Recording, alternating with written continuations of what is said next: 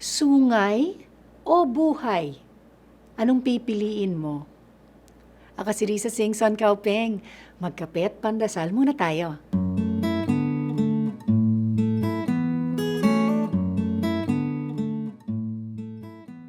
Kapag pumunta ka sa safari sa South Africa, malamang makakakita ka ng mga rhinoceros.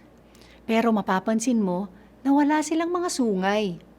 Rangers will tell you that before they started cutting the rhino's horns, poachers would kill maybe 6 rhinos a week. Bakit? Because their horns would sell for the equivalent of 3 million pesos each in the black market. So to keep the poachers from killing the rhinos, inuunahan nila. The veterinarian would come in a helicopter and shoot the rhino with a tranquilizer. Then they would cut off the horn. Ever since they started dehorning the rhinos, they had 0 rhino deaths in that part of South Africa. Kwinento ko ito sa mga kapatid ko at sabi ng kuya ko, but if you remove their horns, you take away their ability for self-defense. But I said, it's a trade-off. Sungay mo o buhay mo? Anong pipiliin mo?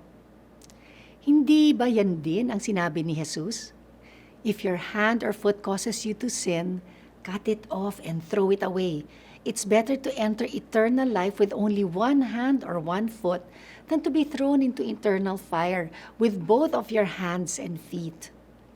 There are many things we hold on to that keep us from having the abundant life God wants to give us. It can be a toxic relationship, a toxic habit, a toxic attitude. Nanghihinayang tayong pakawalan or kala natin hindi natin kayang i-give up. Pero hindi natin alam kung gaano kadaming biyaya ang nag-aantay kapag pinutol natin ang ating sungay. Let's pray. Lord, help me to detach from things and people that keep me from the abundant life you want me to have. Amen.